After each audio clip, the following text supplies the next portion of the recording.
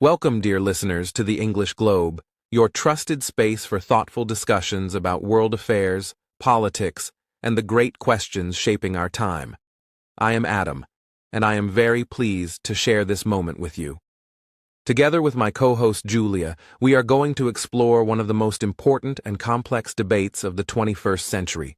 Who will lead the world, China or the United States? This is not only a question of power, but of the future direction of humanity. Thank you, Adam, and thank you, listeners, for being with us. The topic we are opening today matters to every single person on the planet. Whether you are a student, a professional, or someone simply curious about international relations, the rivalry between China and America affects your life. It influences the prices of goods, the technologies we use, the culture we consume, and even the security of the world we live in. This is why the conversation is not abstract. It is deeply personal. Before we dive deeper, we want to connect with you. If you are listening right now, please remember to like this video and subscribe to our YouTube channel, The English Globe. Your support helps us grow and continue bringing you balanced and engaging discussions. And we also want to know more about you. Tell us in the comments where you are listening from. Are you joining from Asia, Europe, Africa, or the Americas? We are excited to hear your voices and your perspectives. Yes, your opinions matter. In fact, one of the reasons we create this podcast is to spark dialogue. The question of whether China or America will rule the 21st century has no simple answer. It involves history, economics, military power, technology, culture, and values. We invite you to share your views in the comments below. Do you believe the US will continue its dominance, or do you think China's rise is unstoppable? Or perhaps you think no one country will rule, and instead the century will be multipolar? As we go through this discussion, keep in mind that power is not only about weapons or money. It is also about ideas, culture, and influence over global institutions. We will explore all these elements in depth, but more importantly, we will try to make the discussion clear, logical, and accessible for everyone. So, whether you are new to international politics or already familiar with global affairs, this conversation will help you see the bigger picture. So once again, dear listeners, welcome to the English Globe. We are truly happy that you are here. Stay with us as we journey through history, strategy, and visions of the future. Keep your mind open, reflect on the arguments, and feel free to agree, disagree, or add new ideas. Because the real strength of a global community comes not only from listening, but also from sharing. And with that, let us begin the deep dive into today's central question.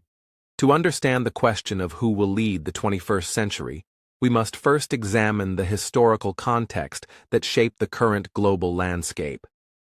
The United States, for instance, emerged as a superpower after World War II. Its economy was strong, its industrial capacity unmatched, and its military had unprecedented global reach. The U.S. had also benefited from the devastation of Europe and Asia, which created a unique opportunity to lead global institutions, establish international trade networks, and define the rules of the post-war order. From the Marshall Plan to the creation of the United Nations and NATO, America positioned itself as not only a military and economic leader, but also a moral authority in international affairs. This foundation allowed the U.S. to influence global politics, culture, and even technological development for decades, creating what many call the American century. That is an excellent point, Adam.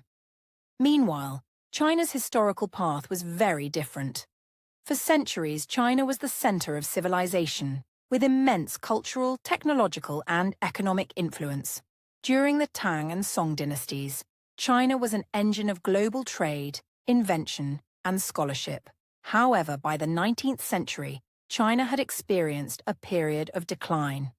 The Opium Wars, the unequal treaties imposed by Western powers, and internal conflicts weakened the country and left it vulnerable to foreign exploitation.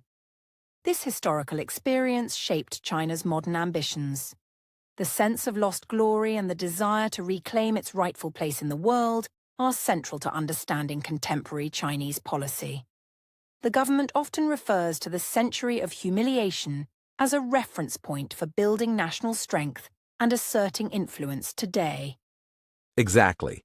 And it is critical to understand that history influences national strategies and global perceptions. America's role as a post-World War II leader created expectations that it would safeguard liberal democracy, global trade, and peace. This created both allies and rivals, as nations looked to either align with or counter U.S. power. On the other hand, China's experience instilled a caution and a long-term vision. Unlike the U.S., which has often reacted to immediate threats, China tends to plan decades ahead, whether in infrastructure projects like the Belt and Road Initiative or in technological and military development. These different approaches reflect not only national experiences, but also deeply embedded cultural and historical narratives that shape policy decisions. Yes, Adam, and history also explains why the two countries have very different worldviews. The United States often views international relations through the lens of liberal democracy and individual freedom. China, in contrast, approaches global affairs with a focus on sovereignty, stability, and national development. These perspectives are not simply ideological, they are rooted in centuries of experience.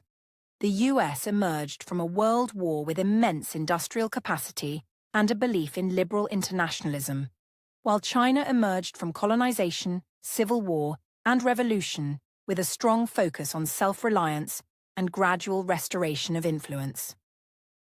Understanding these legacies helps explain why the two countries sometimes see the same global issues very differently.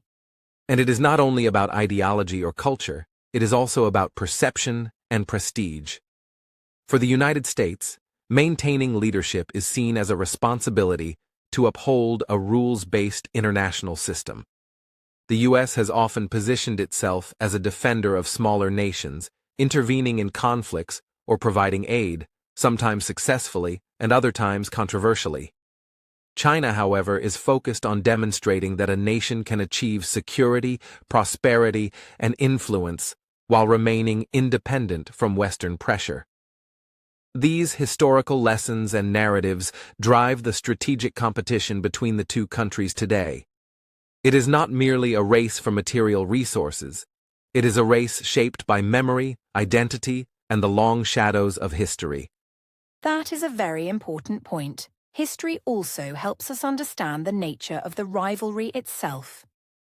The US often views China's rise with skepticism because it challenges the existing global order established by American-led institutions. China, on the other hand, sees the US's resistance as an obstacle to regaining its historical position. These dynamics are informed not just by current events, but by centuries of experience. For instance, China's focus on stability and gradual economic expansion is rooted in the Confucian value system and its imperial history, while the US's willingness to project power abroad reflects its frontier mentality, expansionist history, and commitment to global influence. Indeed, Julia. And as we discuss these legacies, we must also consider the periods of collaboration. History shows that the US and China have at times worked together effectively. For example, during World War II, China and America were allies against Japan. Later, in the 1970s, the US-China rapprochement reshaped global geopolitics, enabling China to integrate into the world economy. These historical collaborations remind us that the relationship is not purely adversarial. Even today, despite strategic rivalry, the countries remain economically interdependent, with millions of Chinese and American jobs linked through trade and investment.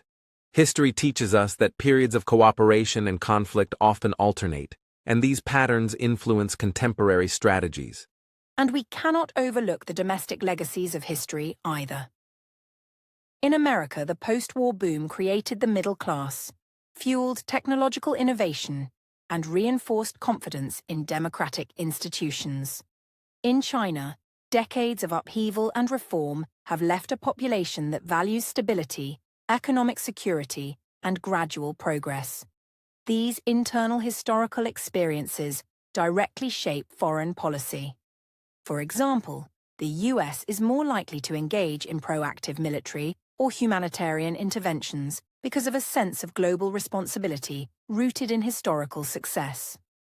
China, shaped by periods of vulnerability, often prioritizes strategic patience, focusing on building economic and technological strength before asserting power abroad. Exactly, Julia. So when we ask, who will rule the 21st century, we cannot simply look at current economic data, military hardware, or technological achievements. We must consider the deep historical narratives that guide national behavior. The United States' experience as a global hegemon creates expectations and responsibilities, while China's long history of greatness, followed by humiliation, drives its ambitions for resurgence. Understanding these histories provides context for why both nations act as they do and how the century ahead may unfold. Julia. And dear listeners, as you reflect on this, think about how history shapes perception. Leaders, policymakers, and even ordinary citizens interpret current events through the lens of the past. For China, historical memory motivates long-term planning and patience, while in the US, history reinforces confidence and a willingness to shape the global order actively. Both approaches are deeply rational when seen through the lens of their own experiences. This is why the historical context is not merely academic. It is essential to understanding strategy, policy, and the potential for cooperation or conflict in the coming decades. Adam. Exactly, Julia. So, in summary, history is not just a story of the past. It is a guide to the present and the future. The rise and resilience of the US and China are both rooted in experiences that shaped national identity, values, and strategic thinking. To answer today's question meaningfully, we must carry this historical understanding forward into discussions of economics, military power, technology, and global influence. The legacies of the past are alive in the decisions of today, and they will continue to shape who holds power in the 21st century. Julia. And as we move into the next part of our discussion, dear listeners, keep in mind the lessons of history. Reflect on how centuries of experience, triumph, and struggle shape the paths of nations. History is more than a sequence of events. It is a lens through which we understand ambition, rivalry, and the possibilities of the future. And remember, we would love to hear your reflections. Share in the comments how you think history will influence the 21st century and whether America or China is better positioned to lead it. Your insights are an essential part of this global conversation. Section 3. Economic Strengths and Weaknesses. Adam. Now that we have explored history, let us turn to economics, which is arguably the most tangible measure of national power in the 21st century. The United States has long held an unparalleled position as the world's largest economy in terms of nominal GDP. Its strength lies not only in size, but in innovation, financial systems, and global influence. Wall Street, the US dollar, and American multinational corporations are deeply embedded in the global economy. These advantages allow the US to project power without firing a single shot, shaping trade, finance, and technology standards across continents. Julia. Exactly, Adam. Yet we cannot overlook China's remarkable economic rise over the past 4 decades. Since the 1980s, China has achieved unprecedented growth rates, lifting hundreds of millions out of poverty and transforming itself into the world's second-largest economy by nominal GDP and the largest by purchasing power parity. Its approach combines state-led investment, export-oriented production, and integration into global supply chains. The Belt and Road Initiative is another example, extending China's economic influence through infrastructure projects and strategic partnerships worldwide. Adam. That is correct, Julia. When we compare the two nations, the US still maintains an advantage in technological innovation and a strong service sector, including finance, education, and high-tech industries. Silicon Valley, Wall Street, and elite universities continue to fuel growth and maintain global leadership. However, China has been catching up in many sectors, especially manufacturing, renewable energy, and digital technologies.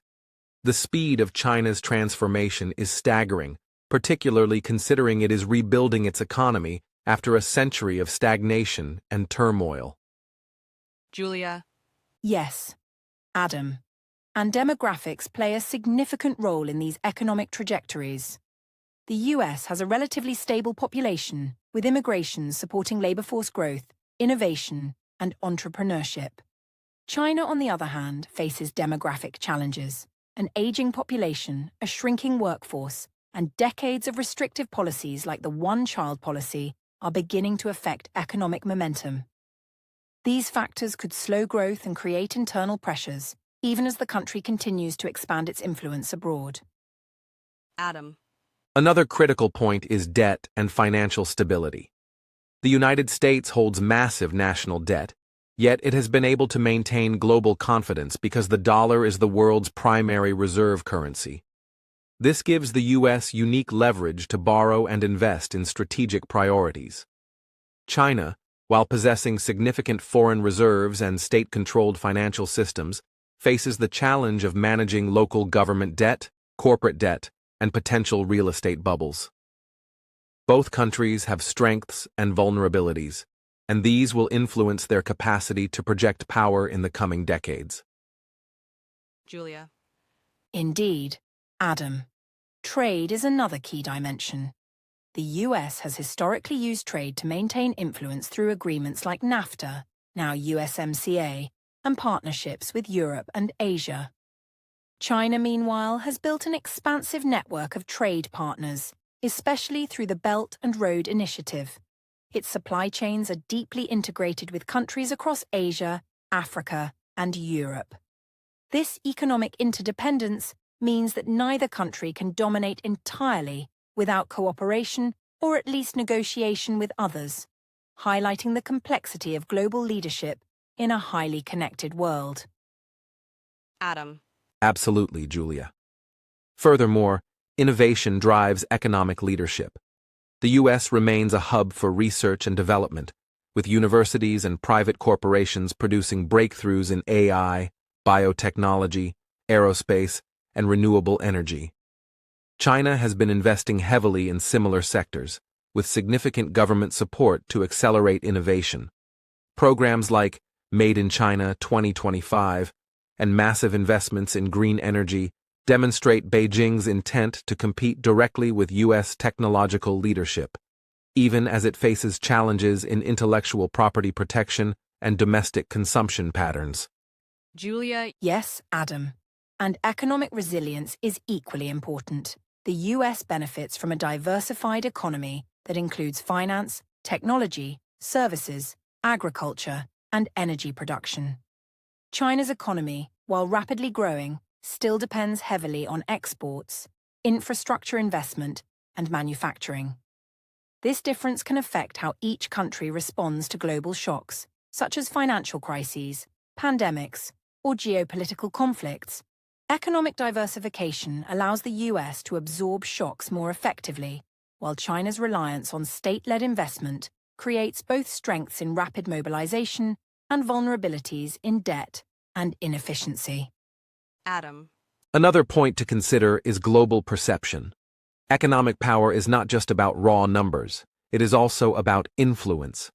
The United States uses its economic position to shape international standards, attract investment, and maintain global alliances. China, however, is building influence by offering loans, investing in infrastructure, and creating alternative institutions like the Asian Infrastructure Investment Bank. The narrative of prosperity and development is becoming an essential part of China's economic strategy, aiming to present its model as a viable alternative to Western-style capitalism. Julia. Yes, and internal economic inequality also plays a role in shaping national power.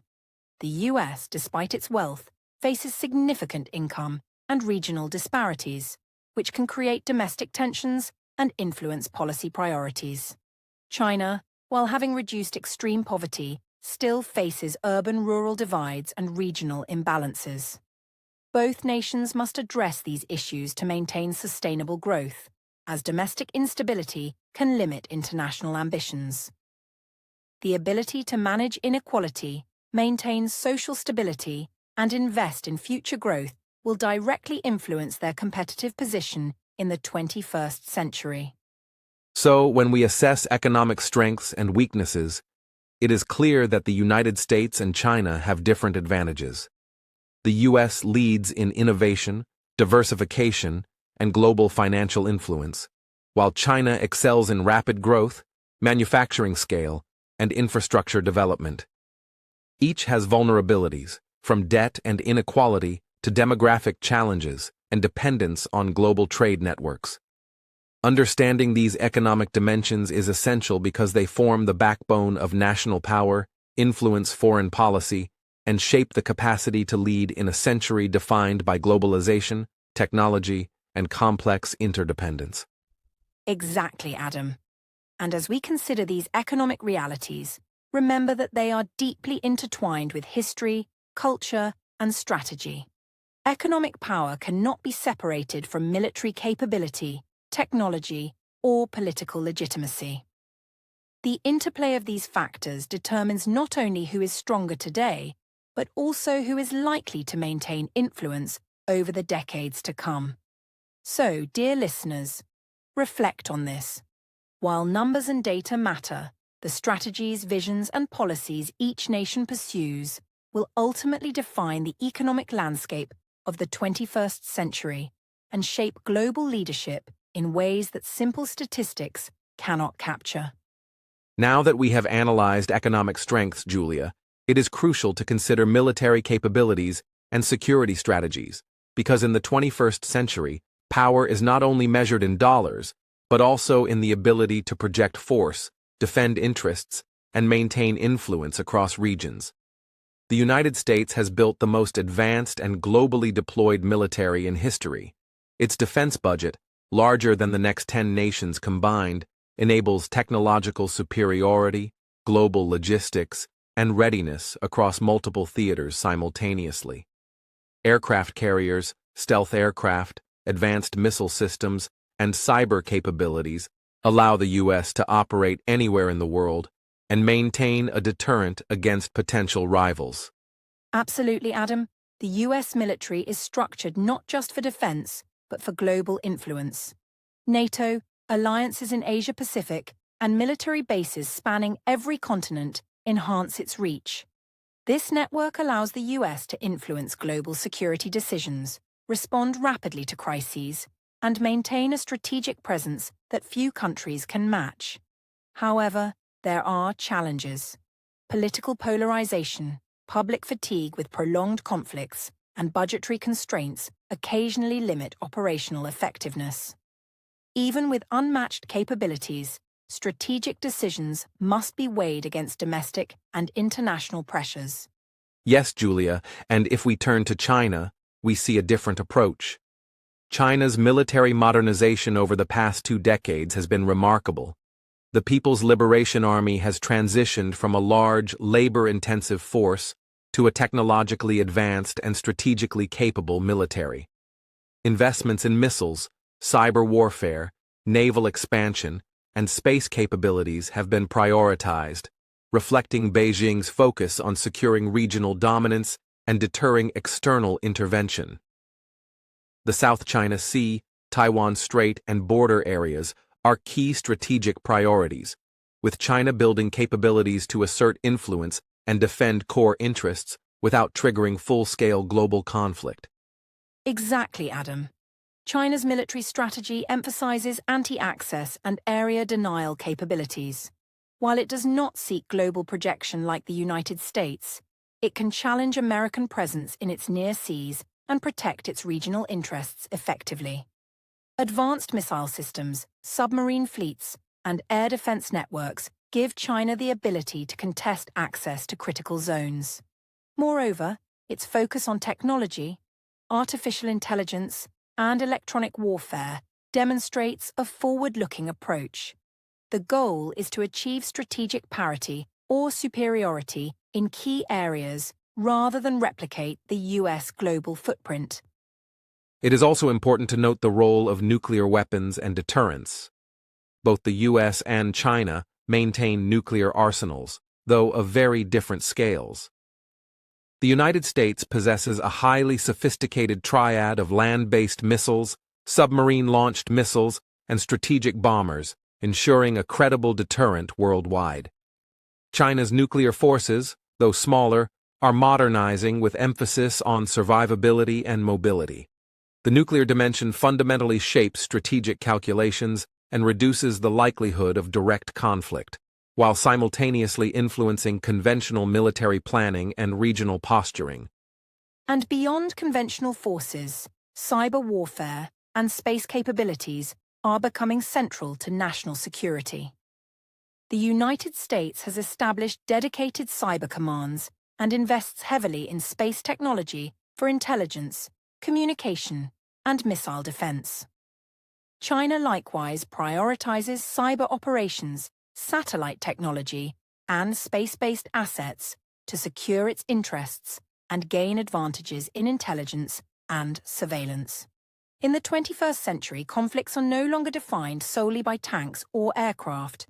Dominance in cyberspace and outer space can significantly influence outcomes of geopolitical contests. Another aspect to consider is alliances and partnerships.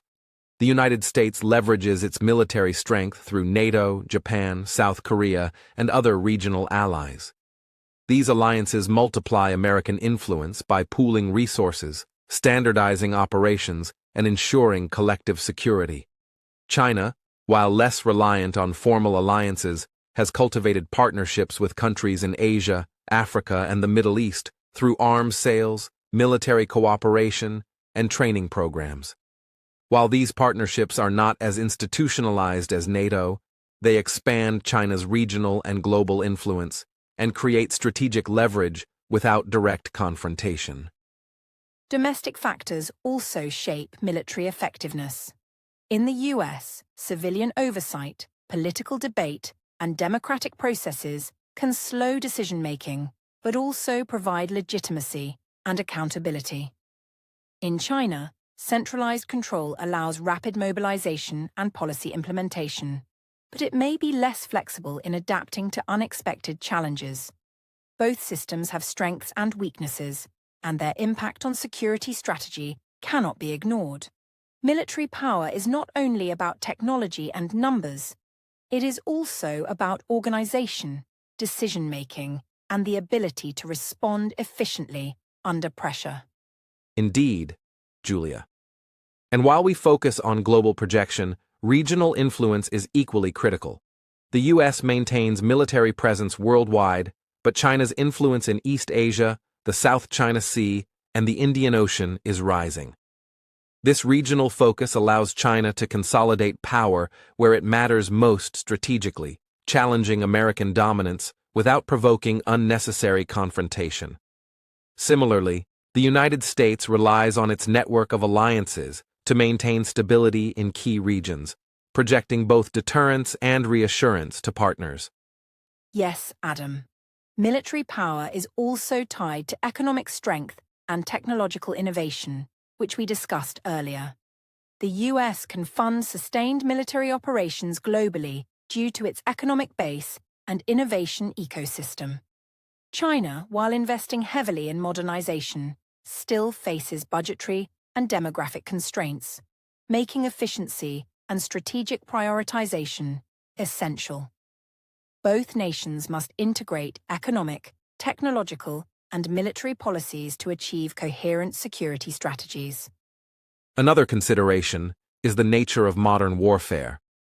Traditional large-scale conflicts between superpowers have become increasingly unlikely due to nuclear deterrence, economic interdependence, and global media scrutiny. Instead, competition manifests in hybrid warfare, cyber operations, technological contests, and influence campaigns. Both China and the US invest in these areas, but approaches differ. The U.S. focuses on global reach and deterrence, while China emphasizes strategic patience, regional dominance, and asymmetrical advantages to offset American superiority. Exactly, Adam. And as we assess capabilities, it is crucial to consider strategic doctrine. The United States maintains a global defense posture, prepared to intervene far from its borders. China prioritizes active defense and the protection of core national interests. This reflects historical experience, geographic considerations, and domestic priorities. Understanding doctrine helps explain not only the forces deployed, but also the decision-making framework behind military actions. Military power is not just what is built, but how it is intended to be used strategically. So, when evaluating who will dominate the 21st century, military power must be weighed alongside economics, history, and technology. The United States possesses unmatched global reach, technological superiority, and alliance networks. China is rapidly modernizing, focusing on regional dominance, strategic deterrence, and technological advancement. Both nations have strengths and vulnerabilities, and the interplay of these factors will influence not only direct confrontations, but also broader global stability, economic influence, and diplomatic negotiations. Indeed, Adam. And dear listeners, as you think about military capabilities, remember that power is multidimensional. It is not just about the number of ships, planes, or missiles, but also about strategy, innovation, resilience, and partnerships. How each country applies its military strength, integrates it with economic and technological tools, and navigates international norms will shape the trajectory of global influence throughout the 21st century. And we encourage you to reflect on this. Which approach do you think is more sustainable, global projection or regional consolidation? Exactly, Julia. Military power is a pillar of national strength, but it is inseparable from economic capacity, political will, and technological innovation. The choices each nation makes in modernizing forces, forming alliances, and leveraging new domains like cyber and space will determine not only immediate security outcomes, but also long-term influence. So, as we continue our discussion, keep in mind that military power, while essential, is part of a broader equation that includes history, economics, ideology, and diplomacy. As we move from military power, Julia, one of the most decisive arenas in the 21st century is technology. Economic and military strength alone no longer guarantees dominance. Technological innovation has become a key determinant of global influence. The United States has long been at the forefront of innovation, with Silicon Valley serving as a hub for breakthroughs in artificial intelligence, biotechnology, aerospace, and software development. American universities and research institutions have produced pioneering discoveries, and U.S. companies like Apple, Google, Microsoft, and Tesla continue to shape global technological trends, creating both economic wealth and strategic advantages. Absolutely, Adam. The US leads not only in research, but also in the commercialization of technology. Its ability to convert academic knowledge into marketable products gives it both economic and geopolitical leverage. Moreover, technological supremacy reinforces military capabilities, as advanced AI, precision-guided weapons, cyber tools, and space-based assets depend heavily on continuous innovation. The United States also benefits from a culture of entrepreneurship, openness to global talent, and a regulatory environment that fosters competition and creativity, further solidifying its position in the global innovation ecosystem. At the same time, China is rapidly narrowing the technological gap. Over the past 2 decades, Beijing has invested heavily in strategic sectors, including artificial intelligence, 5G, quantum computing, biotechnology, and renewable energy. State-led programs like Made in China 2025 reflect a long-term vision to reduce dependence on foreign technology and compete directly with the United States. China's approach combines massive government investment, private sector dynamism, and talent development. Its ability to deploy large-scale projects quickly allows it to implement new technologies at a pace unmatched in most other countries. Exactly, Adam. China's rise in technology is also supported by its unique domestic market. With more than 1.4 billion people, China provides a testing ground for innovations on a scale impossible in most other countries. Companies like Huawei, Alibaba, Tencent, and Baidu are not only domestic leaders, but increasingly global competitors, shaping the standards and infrastructure of critical industries. For instance, China leads in 5G deployment, digital payments, and smart cities technology, demonstrating that technological influence is not only measured by patents or breakthroughs, but also by the ability to shape systems and standards globally. Another critical area is artificial intelligence. AI is no longer a futuristic concept. It is transforming economies, defense, and society. The United States maintains leadership in AI research and talent, with major tech companies and universities driving cutting-edge developments. AI impacts everything from cybersecurity and military strategy to healthcare and autonomous vehicles. The U.S. has also established ethical frameworks and regulatory discussions around AI governance, which may influence global norms in the future. China, meanwhile, is pursuing AI as a central pillar of national strategy. The government has set ambitious goals to become the world leader in AI by 2030. Chinese companies are rapidly adopting AI in e-commerce, finance surveillance, transportation, and healthcare. While the US benefits from private sector-led innovation, China leverages centralized planning, enormous datasets, and state support to accelerate adoption. Both approaches have strengths and weaknesses. The US excels in breakthrough innovation, while China excels in rapid implementation and scaling. Moreover, the race for technological dominance is not limited to AI. Quantum computing, biotechnology, and space technologies are becoming critical. The United States has made significant investments in quantum research, space exploration, and gene editing technologies. These innovations promise not only economic rewards, but also strategic advantages, such as secure communication, precision medicine, and advanced defense capabilities. China is not far behind, with ambitious projects in quantum communications, satellite navigation, space exploration, and biotech, all aimed at creating both economic and geopolitical leverage. And beyond raw capability, the global influence of technology depends on standards, infrastructure, and ecosystem development. The US historically sets global standards in software cybersecurity protocols and communication networks, allowing it to shape international norms. China is increasingly challenging this by creating alternative standards, particularly in areas like 5G, AI ethics, and financial technology. The competition is no longer just about innovation. It is about who defines the rules of the technological world, which has long-term implications for economic and geopolitical power. Yes, Julia. Technology also affects global perception and soft power. American technological innovation contributes to cultural influence, from social media platforms to entertainment, shaping how the world perceives the U.S. China, on the other hand, demonstrates its model of technological efficiency, state-led innovation, and practical implementation. Both countries are using technology not only to strengthen domestic capabilities, but also to project influence, attract partners, and define global standards, making technological competition central to 21st century leadership.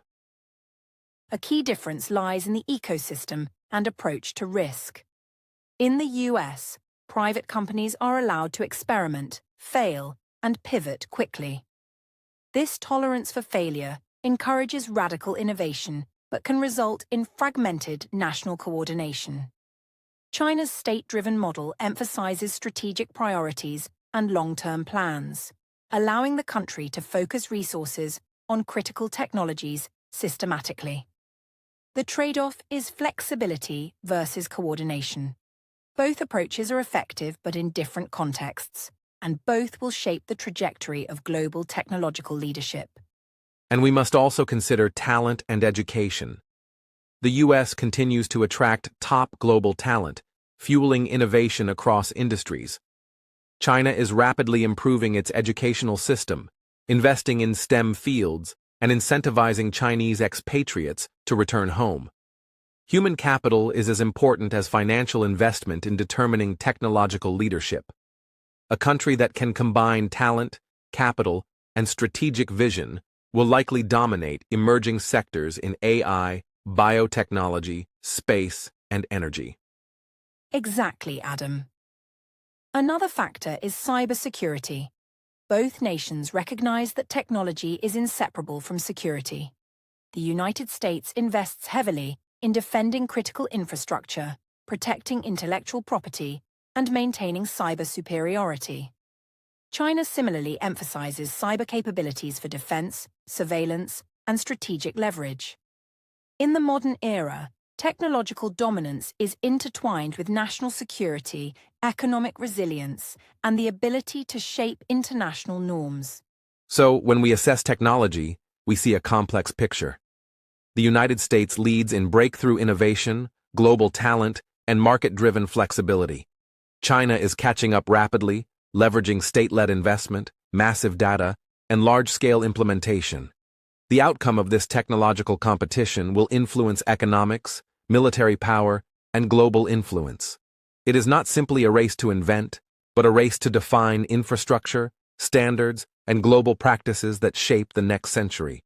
Indeed, Adam. Technology and innovation are central to 21st century power. Nations that lead in AI, quantum computing, biotechnology, and digital infrastructure will not only gain economic advantages, but also strategic and cultural influence. Both the US and China have complementary strengths and vulnerabilities. The challenge for both is sustaining innovation, securing resources, nurturing talent, and aligning long-term strategy with global realities. Dear listeners, reflect on this. In a century defined by technology, who will set the rules, shape innovation, and lead the world into the future? Julia, having discussed military and technology, it is essential that we turn our attention to ideology, values, and the concept of soft power. In today's global environment, influence is not just about armies, missiles, or even advanced technology. It is equally about culture, ideas, institutions, and the ability to persuade others to align with a nation's vision. The United States has long leveraged soft power to maintain global influence, whether through the appeal of its democratic values, cultural exports like Hollywood films and music, or globally respected institutions such as universities and think tanks. Soft power allows the U.S. to shape perceptions, attract talent, and create networks of influence without resorting to force. Absolutely, Adam. Soft power can be just as potent as hard power. America's cultural reach is immense. Its movies, music, social media platforms, and lifestyle ideals are recognized and emulated worldwide. Furthermore, the American model of democracy, individual freedom, and rule of law has historically inspired countries across continents. Universities like Harvard, MIT, and Stanford attract the world's brightest minds, who often carry US influence back to their home countries. This type of influence creates goodwill and long-term relationships that extend far beyond military alliances or trade agreements. And yet, Julia, soft power is not solely about culture or education. Ideology plays a critical role. The U.S. often positions itself as a defender of liberal democracy, human rights, and international norms. While these ideals are not universally accepted or flawlessly implemented, they have historically enhanced America's credibility and ability to lead on the global stage. Nations often look to the U.S. as a model for governance, economic policy, and institutional design, which strengthens its influence without the direct use of force. That is true, Adam. China, however, presents an alternative model. Its soft power is not rooted in liberal democracy, but in economic development, state efficiency, and the promise of stability. China demonstrates that a nation can achieve remarkable economic progress and maintain domestic order without adopting Western-style liberal politics. Through initiatives like the Belt and Road Project, Confucius Institutes, and media outreach, China is actively shaping perceptions of its governance model and attempting to attract partners who value development and practical results over ideology. Indeed, Julia. This competition of values and narratives is critical. The United States promotes ideals like freedom of speech, political pluralism, and transparency. These ideals resonate with many populations, but also create friction in authoritarian contexts where such freedoms may be seen as destabilizing. China, by contrast, emphasizes results, order, and long-term planning, often portraying its governance as effective and pragmatic. Both approaches attract followers, influence global debates, and shape alliances, demonstrating that leadership in the 21st century is as much about ideas as it is about economic or military strength. And soft power is also about perception management and diplomacy. The US uses its culture, media, and education to foster long-term ties with other nations. It has historically influenced global norms in human rights, trade, and governance standards. China invests heavily in media, cultural centers, and partnerships that promote its values and development model. Through Confucius Institutes, international broadcasting, and educational exchanges, China seeks to increase its cultural footprint and create networks of influence that extend beyond mere economic transactions. Soft power, however, has limitations.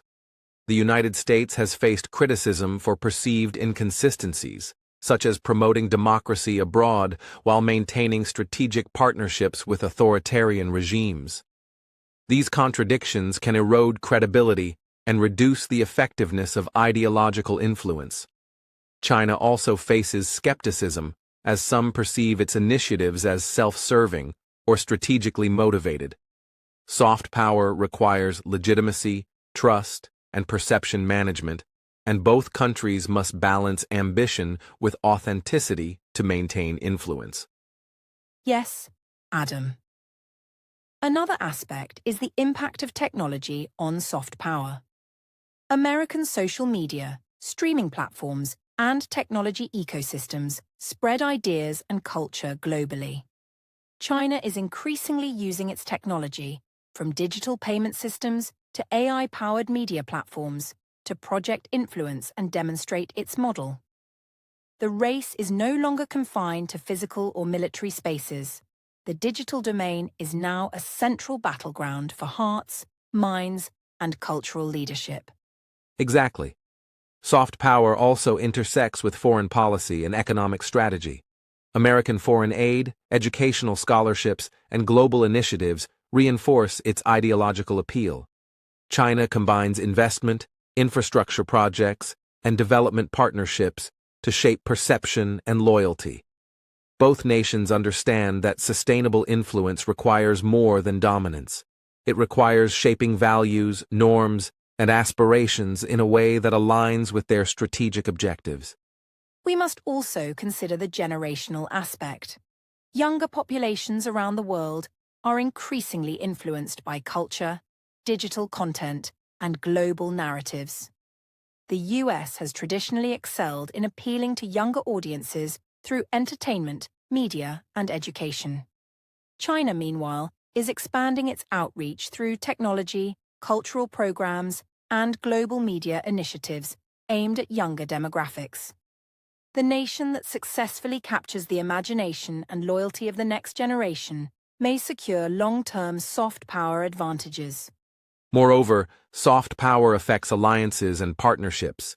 Nations often align themselves not only with military or economic strength, but also with cultural affinity and shared values. The United States has benefited from decades of such alignment, creating networks of influence that reinforce global leadership. China's strategy emphasizes pragmatic benefits, presenting its model as a pathway to rapid development and stability. Both approaches demonstrate that influence is multifaceted and cannot be reduced to military or economic power alone. Another important point is adaptability.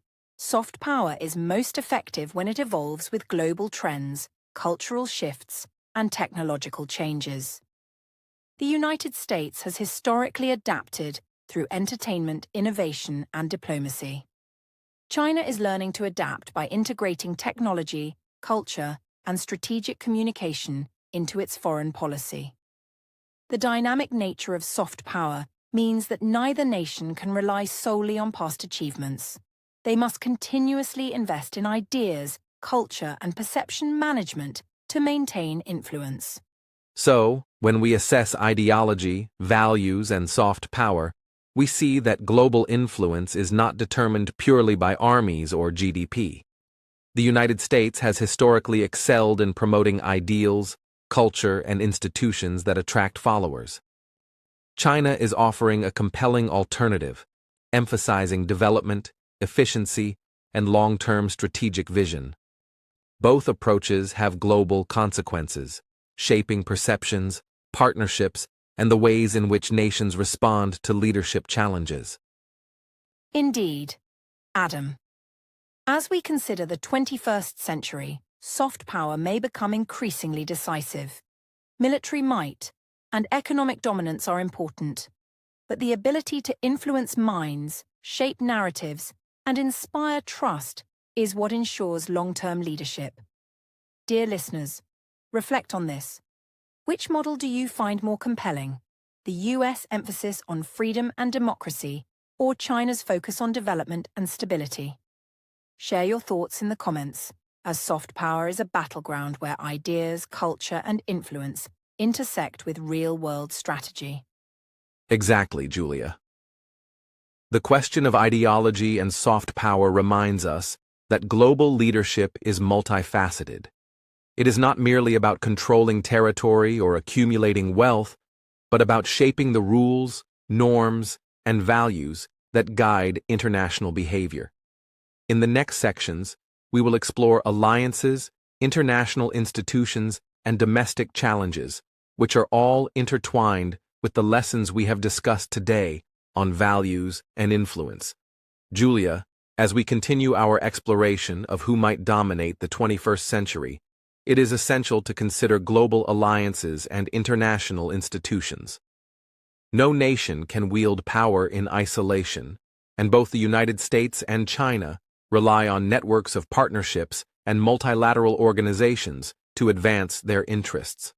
Alliances are not only strategic, but also symbolic, signaling credibility, reliability, and influence. For the United States, these alliances are the backbone of its global reach, enabling it to coordinate military, economic, and diplomatic initiatives with partners around the world. NATO, partnerships with Japan and South Korea, and relationships with countries in Latin America and Africa illustrate how the U.S. leverages alliances to project power and shape international norms. Absolutely, Adam. Alliances also create mutual dependencies. Partner countries benefit from security guarantees, economic cooperation, and access to advanced technology, while the US gains legitimacy, operational support, and extended influence. This network allows the US to maintain global leadership without overextending its resources. Beyond military alliances, participation in international institutions like the United Nations, the World Bank, and the International Monetary Fund enhances America's capacity to shape rules, settle disputes, and influence global agendas. These institutions amplify US influence by providing platforms to negotiate, lead coalitions, and legitimize policy choices. Exactly, Julia. China, on the other hand, approaches alliances and institutions differently. Traditionally, China has relied less on formal alliances and more on partnerships built through economic incentives, strategic investment, and diplomatic engagement. Initiatives like the Belt and Road Initiative create interdependence, binding partner countries to China through infrastructure projects, loans, and trade agreements. While not as formalized as NATO, these relationships allow China to expand its influence regionally and globally, demonstrating that soft power, economic leverage, and strategic diplomacy can complement military and technological strength. Yes, Adam. China is also increasingly engaging with international institutions to expand its influence.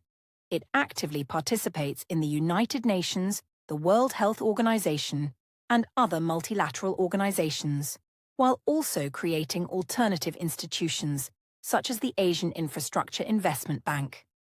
These efforts allow China to promote its vision of global governance, emphasizing economic development, sovereignty, and non-interference, as opposed to the US-led liberal order.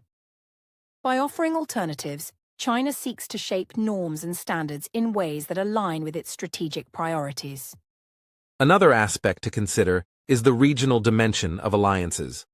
The United States maintains a strong presence in Europe, East Asia, and the Middle East through military bases, joint exercises, and diplomatic partnerships. This global footprint ensures rapid response capabilities and influence over strategic regions. China, while not pursuing a comparable global military network, focuses on consolidating influence in East Asia, the South China Sea, and the Indian Ocean. Regional dominance allows China to secure trade routes, energy supplies, and strategic leverage, demonstrating that influence does not always require global deployment, but can be highly effective when concentrated in critical zones. Indeed, Adam. The effectiveness of alliances also depends on credibility and shared interests. The US has historically faced challenges when allies perceive inconsistency in commitments or shifts in foreign policy. Maintaining credibility requires careful balance between domestic pressures, global expectations, and strategic priorities. China faces a different challenge, convincing partner countries that its approach, based on economic incentives and non-interference, is reliable and sustainable. Both nations must navigate trust, reputation, and perception to ensure that alliances and partnerships translate into meaningful influence. And let us not forget that alliances are dynamic. Global geopolitics is constantly evolving, with new players, shifting interests, and emerging challenges. The rise of India, the European Union's strategic ambitions, and regional powers in Africa and the Middle East add layers of complexity. The United States must adapt its alliances to remain relevant, while China must expand partnerships and demonstrate the value of its model. Both countries face competition from emerging powers, requiring strategic flexibility, negotiation, and sometimes compromise. Exactly. Alliances are not just about defense or security, they also influence trade, technology, and cultural exchanges. The US often uses trade agreements, intelligence sharing, and joint research initiatives to strengthen ties. China uses infrastructure projects, development loans, and educational exchanges to create networks of influence. These multidimensional alliances are crucial in shaping global norms and determining which nation's vision for the 21st century gains acceptance.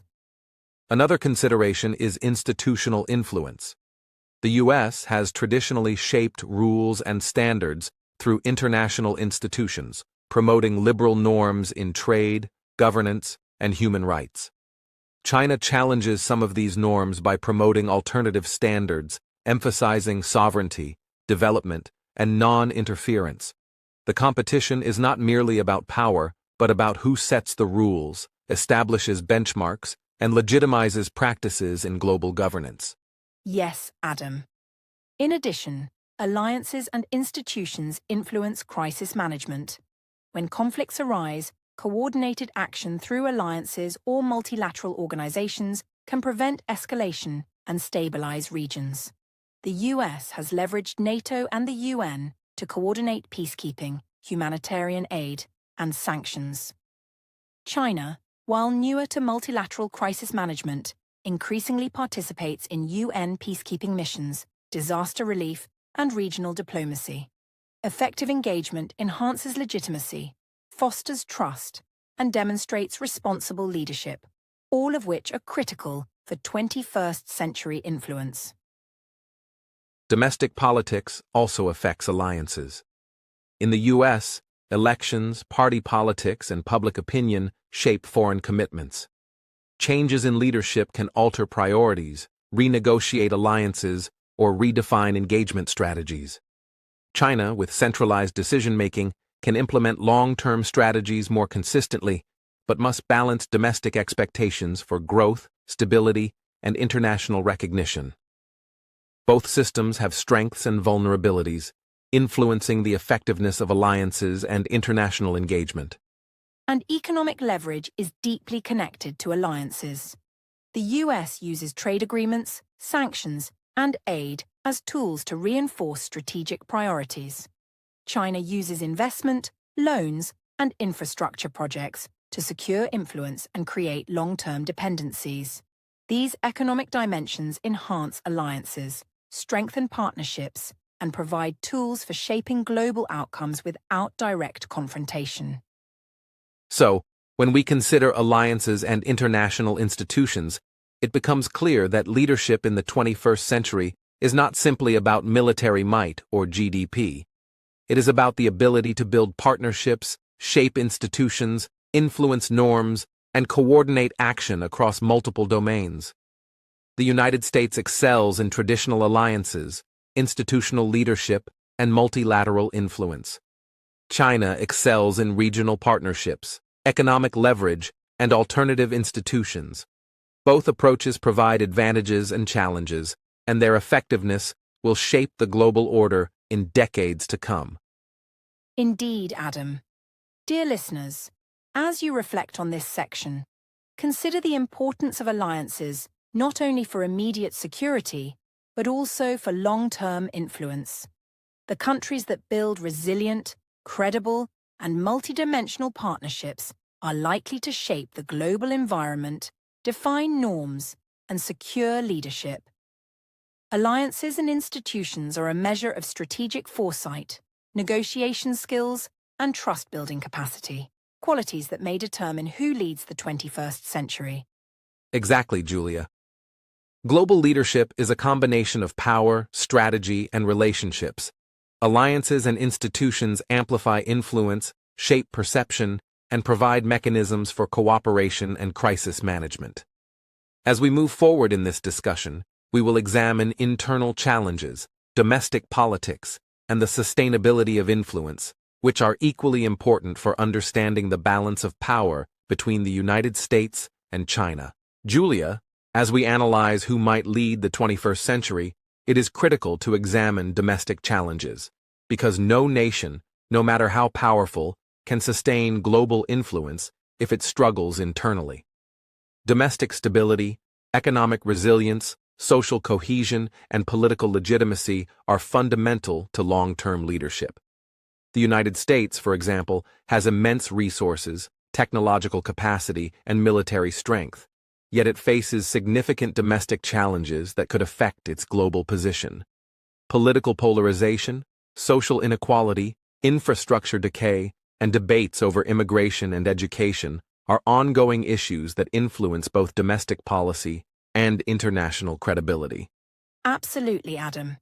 Internal divisions can affect decision-making and foreign policy.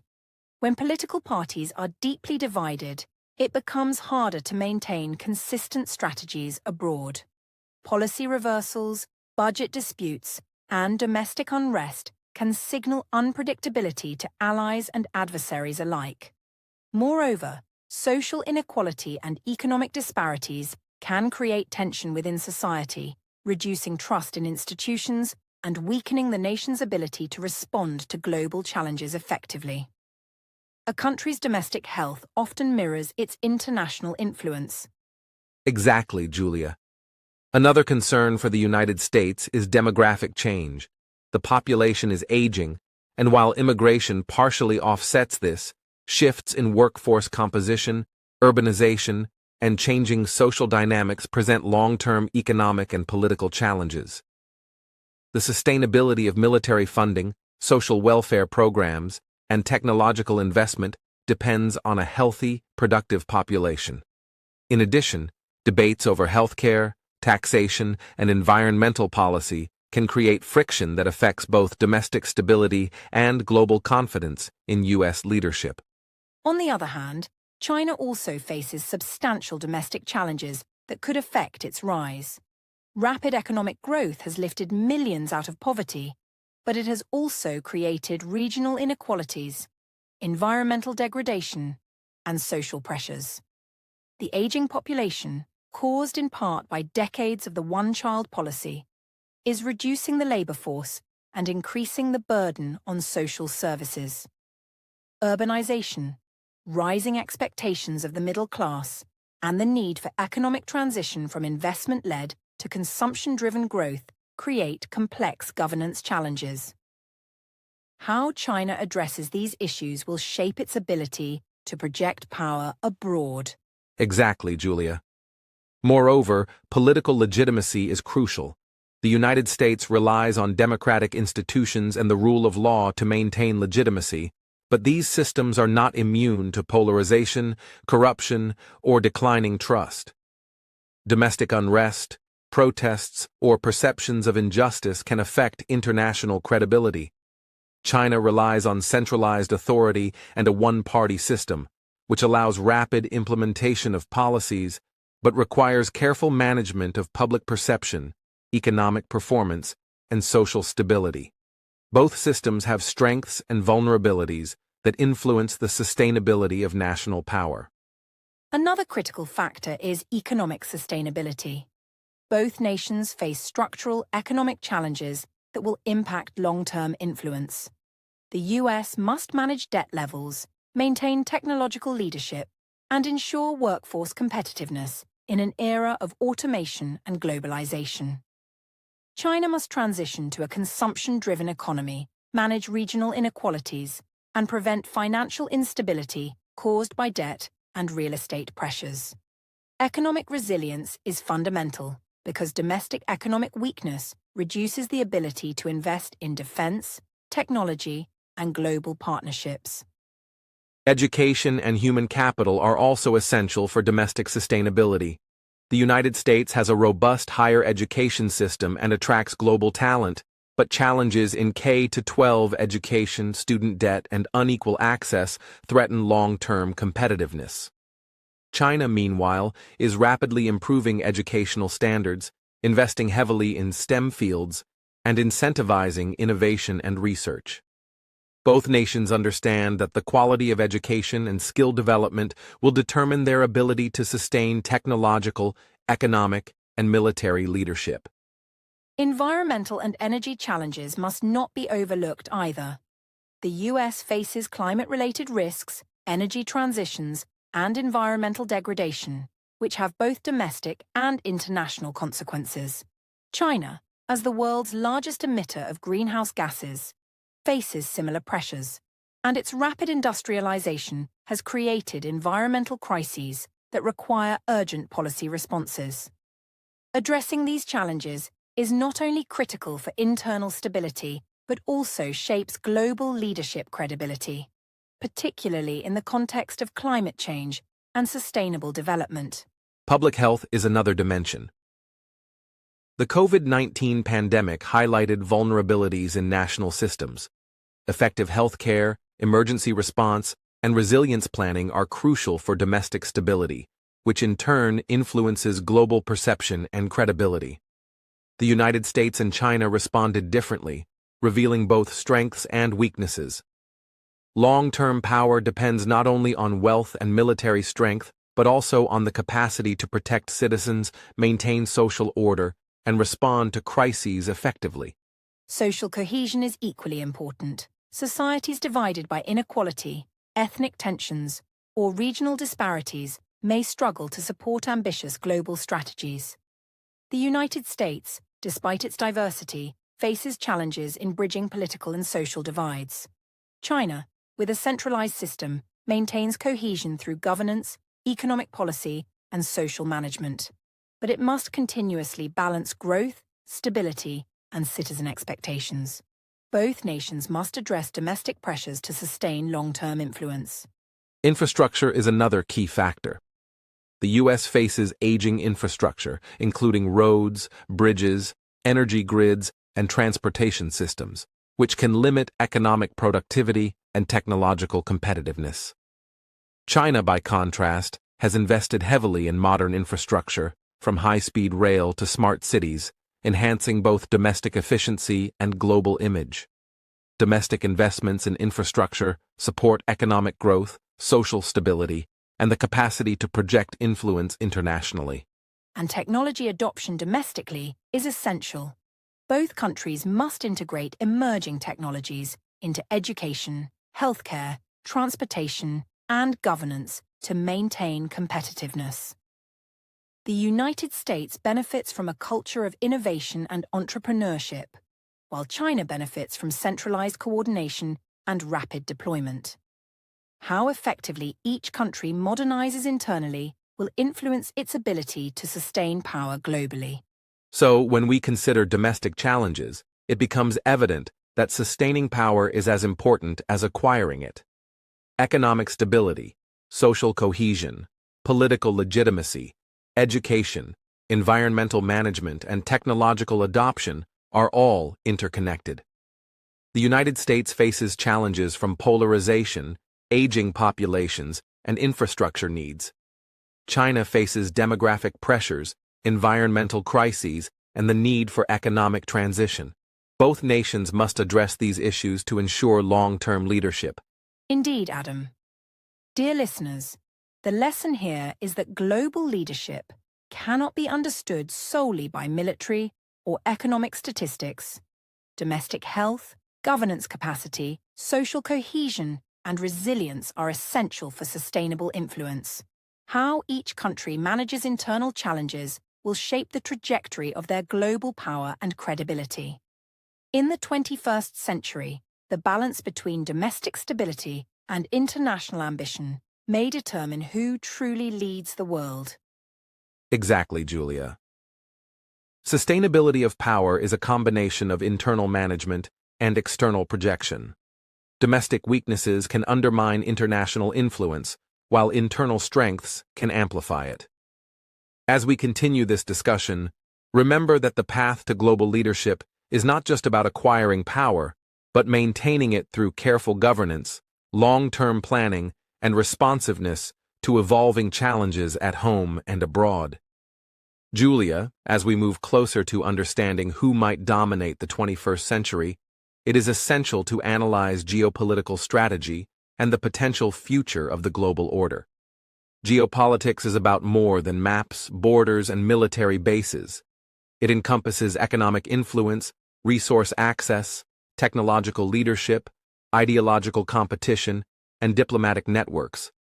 Both the United States and China employ sophisticated geopolitical strategies to secure their national interests, project influence, and shape the world according to their vision. Understanding these strategies helps us see not only what each country is doing today, but also what the global order might look like decades from now. Exactly, Adam. The United States has historically relied on a combination of military presence, alliances, economic power, and ideological appeal to maintain a rules-based international order. American strategy emphasizes containment of potential adversaries, protection of global trade routes, support for democratic institutions, and leadership in international organizations.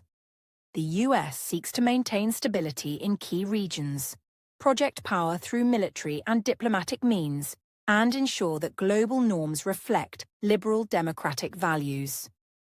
This approach has allowed the US to shape international expectations and influence outcomes in ways that support its long-term interests. China, however, pursues a different geopolitical strategy.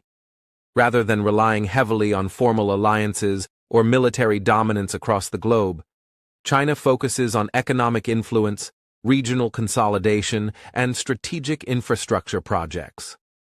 The Belt and Road Initiative, for instance, exemplifies China's approach, using investment, trade, and infrastructure to create long-term dependencies and expand influence without direct confrontation. China also engages in regional diplomacy, multilateral organizations, and strategic partnerships, particularly in Asia, Africa, and Latin America, demonstrating that power projection can take multiple forms beyond traditional military means. Yes, Adam. Another critical aspect is the competition for critical resources and strategic territories. The South China Sea, Arctic regions, and global shipping lanes are of immense geopolitical importance. The United States emphasizes freedom of navigation, alliances with regional powers, and strategic presence to safeguard global trade routes. China, meanwhile, seeks to secure access to natural resources, maintain territorial claims, and establish a presence that supports both economic and strategic objectives. Control over these spaces impacts global commerce, military mobility, and regional influence, illustrating the interconnectedness of economic and security considerations in geopolitics. Technology and cybersecurity are also central to modern geopolitical strategy. The United States leverages advanced intelligence, cyber capabilities, and technological innovation to protect national interests and project power globally. China, by contrast, has invested heavily in cyber capabilities, AI, and digital infrastructure as part of its long-term strategic vision. Geopolitical strategy today cannot ignore the cyber domain, as influence, espionage, and disruption increasingly occur in virtual spaces. Both nations understand that dominance in technology translates directly into leverage in global affairs. Economic strategy is equally vital. The United States uses trade agreements, financial networks, sanctions, and investment flows to shape global behavior and incentivize cooperation. China uses infrastructure projects, development loans, and trade partnerships to expand its influence and create dependencies. Geopolitics is no longer only about military might. It is about creating networks of influence that align other nations' interests with your own, often in ways that avoid direct confrontation while ensuring strategic advantage.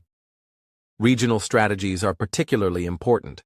The United States maintains strong influence in Europe, East Asia, and the Middle East, ensuring it can respond quickly to crises and protect allies. China concentrates on East Asia, the South China Sea, and strategic corridors in Africa and Central Asia. Both approaches reflect a mix of risk management, resource prioritization, and strategic vision.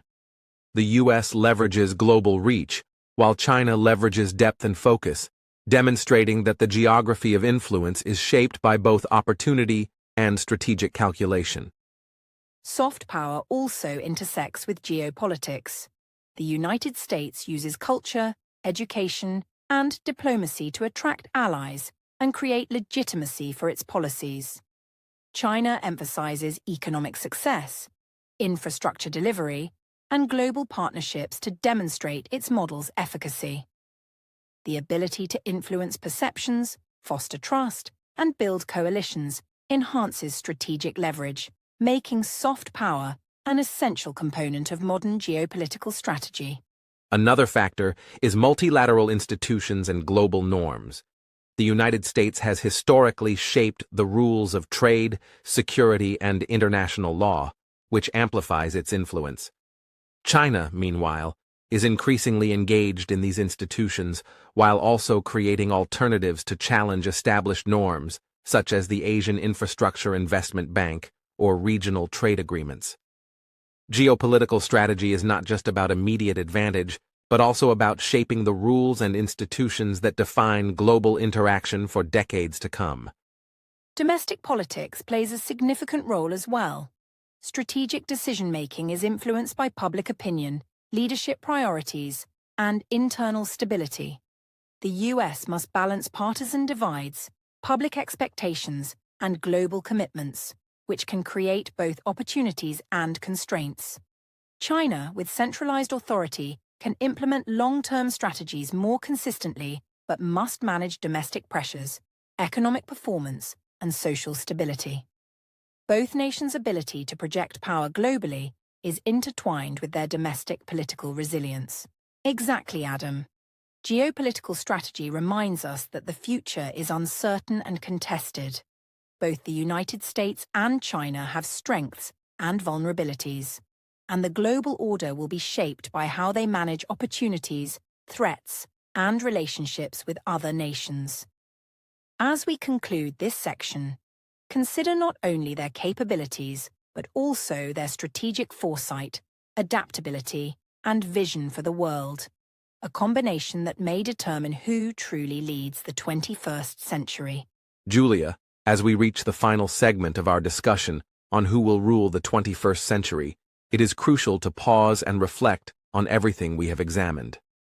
Over the course of this podcast, we have explored military power, economic strength, technological advancement, soft power, alliances, international institutions, domestic challenges, and geopolitical strategy. Each of these elements plays a vital role in shaping global influence, and none can be viewed in isolation. The question of leadership in the 21st century is therefore not a simple binary between the United States and China, but rather a complex interplay of multiple factors that collectively determine global outcomes. Absolutely, Adam. The United States has historically benefited from a combination of military dominance, economic innovation, cultural influence, and strong alliances, which have collectively underpinned its leadership in the post-World War II era. China, on the other hand, is rapidly advancing through strategic investment, technological development, regional influence, and alternative models of governance that appeal to nations seeking development and stability. Both nations have unique strengths and vulnerabilities, and the trajectory of the 21st century will be shaped by how effectively they manage internal challenges, external competition, and evolving global dynamics. Indeed, Julia. One of the most important lessons from our discussion is that global leadership is multidimensional. Military power, while critical, is not sufficient on its own. Economic capability must be accompanied by innovation, resilience, and equitable growth. Soft power, ideology, and cultural influence are equally important in shaping perceptions, attracting allies, and creating legitimacy. Alliances and international institutions amplify influence, but they require credibility, trust, and consistent engagement. Domestic stability is the foundation upon which all other forms of power are built. Exactly, Adam.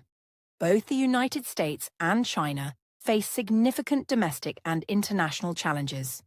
For the US, political polarization, social inequality, and aging infrastructure pose potential risks to sustained influence. For China, demographic pressures, environmental concerns, and the need for economic transformation present equally formidable hurdles. The ability of each nation to navigate these internal complexities while projecting power externally will determine the durability and effectiveness of their leadership on the global stage.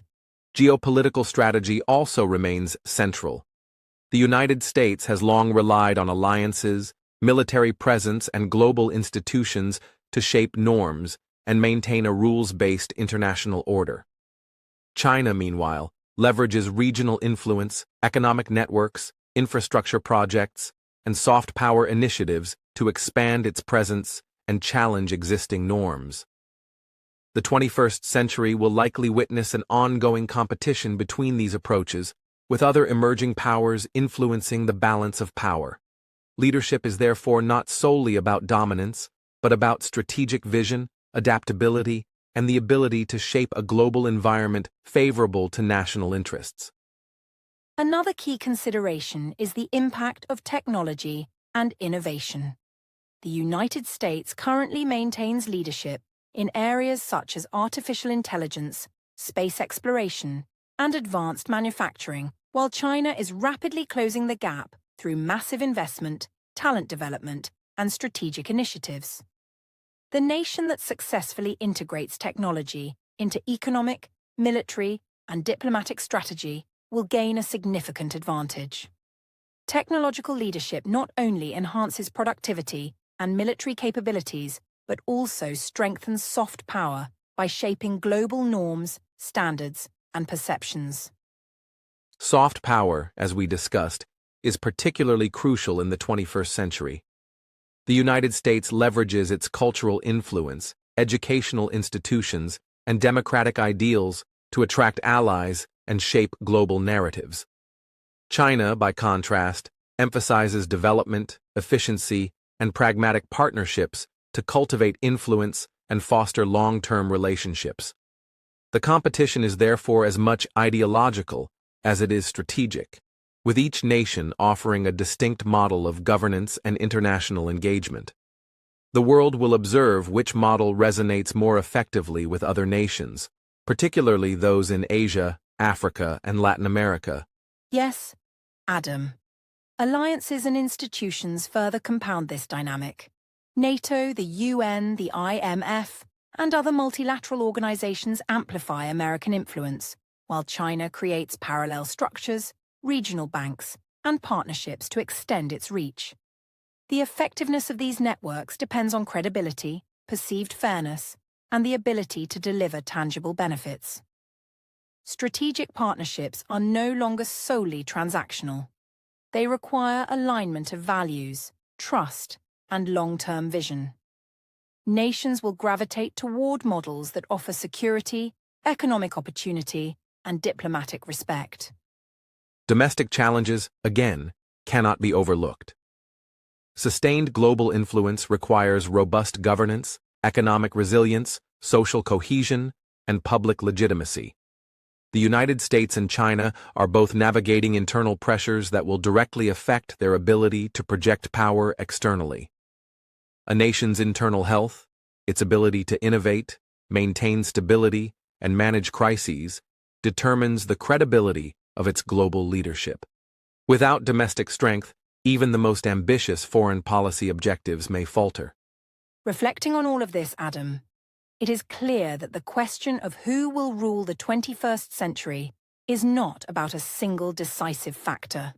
It is about the integration of multiple dimensions: military power, economic capacity, technological innovation, soft power, alliances, domestic governance, and strategic foresight. Both the United States and China possess the potential to shape the century, but the outcome will depend on adaptability, sustainability, and the ability to navigate a highly complex and interconnected world. Indeed, Julia. Dear listeners, as we conclude this discussion, we encourage you to think critically about the interplay between these factors. Leadership in the 21st century is not predetermined.